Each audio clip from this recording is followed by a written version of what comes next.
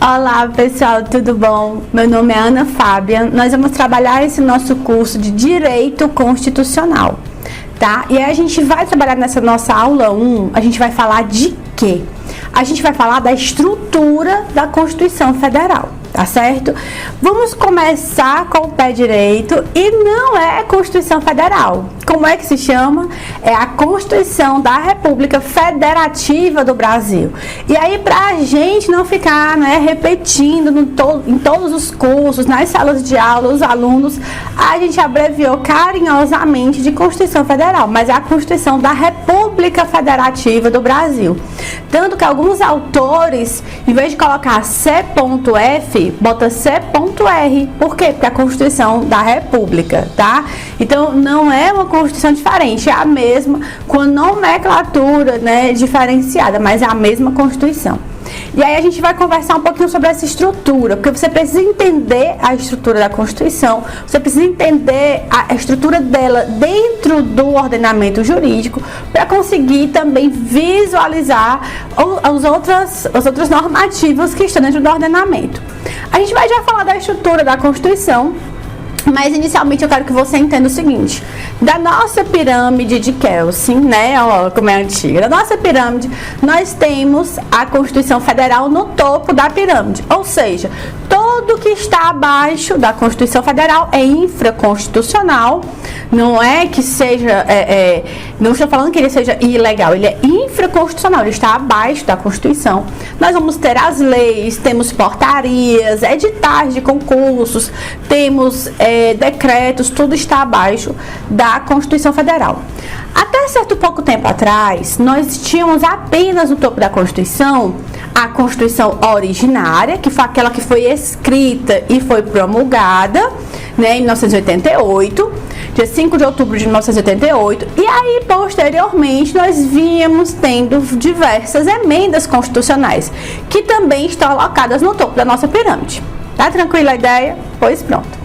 E aí surgiu, né, um tratado internacional de direitos humanos.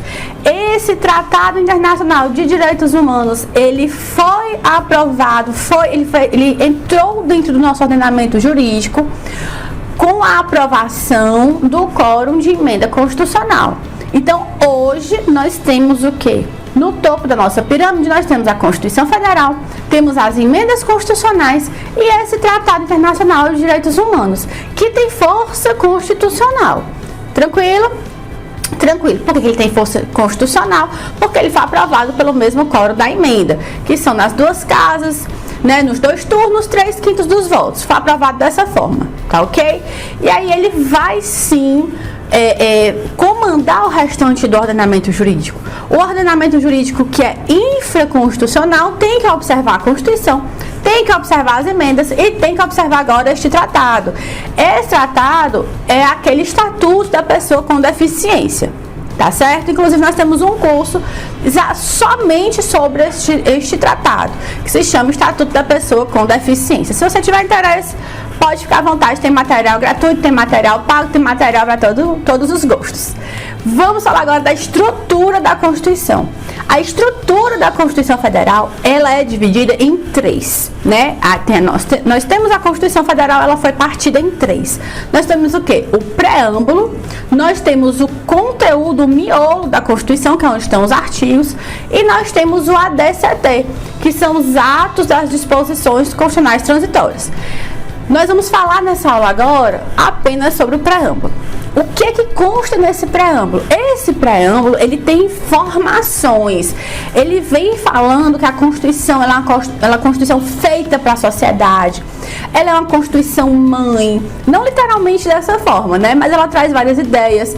Fala da ideia de nós termos um Deus, né? E aí as pessoas apontam para as religiões. Mas esse preâmbulo constitucional, ele não tem força normativa. Professora, como assim? Eu não entendi que tem força normativa. Exatamente. A parte que tem força de norma, a parte que comanda, que diz o que a gente deve fazer ou não, é do conteúdo, quando iniciam-se os artigos, até o ADCT. O preâmbulo constitucional, ele não tem força normativa. Ele é apenas um floreado, ele é apenas notícias, informações.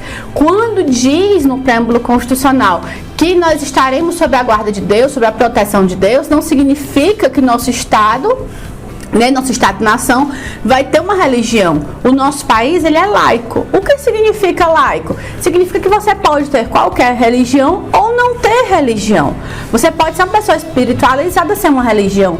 Você pode nem ser espiritualizado, nem ter uma religião. Como você pode ser uma pessoa de qualquer religião, que vai ser aceito, vai ser respeitado, vai ter essa obrigatoriedade de haver o respeito da sociedade para com o seu interesse religioso, o seu gosto, a sua afeição, tá certo? Então, essa ideia você já entendeu, tá tranquilo? E aí, esse preâmbulo, eu tenho uma coisa muito importante a dizer a vocês. Já teve, questões de provas, discussões, para saber se esse preâmbulo ele é obrigatório nas constituições estaduais. Professora, é obrigatório o preâmbulo nas constituições estaduais? Não é obrigatório. Pode, várias constituições estaduais, elas repetem o preâmbulo constitucional. Por quê? Porque fica padronizado, segue uma linha. É um preâmbulo, sim, muito bem escrito. Ele traz informações interessantes, para a gente começar o estudo do direito constitucional, seja da Constituição da República Federativa do Brasil, ou seja, as constituições estaduais. Mas ele não é obrigatório, não é obrigatório que cada estado faça de acordo com a Constituição da República Federativa do Brasil, não de forma alguma. Ele pode trazer novas ideias. A Constituição do Estado X pode trazer um preâmbulo diferente, trazer uma ideia nova, desde que, anote aí, desde que não seja contra a ideia da Constituição. Ele não pode fazer apologia a drogas, a guerras, a discriminações, tá? Por quê? Porque não é vedado, não pode. Tá? Não é constitucional essa ideia, mas ele pode trazer ideias inovadoras, como implantar ideias criativas nas escolas, ampliar os ensinos das crianças, modificar algumas ideias de reunião com aqueles munícipes, aquelas pessoas que estão fazendo parte do Estado, fazer uma reunião dos municípios para implementar ideias novas. Isso tudo pode estar no preâmbulo da Constituição estadual sem haver nenhum problema, tá certo? E aí o que acontece? O que é o ponto aqui dessa nossa aula para a gente poder entender e fechar aqui a ideia? A Constituição, ela é dividida nessas três partes. Preâmbulo, nós temos o conteúdo, que é o que a gente também vai estudar, e temos os atos das disposições constitucionais transitórias, que é o finalzinho da Constituição. O preâmbulo, você entendeu?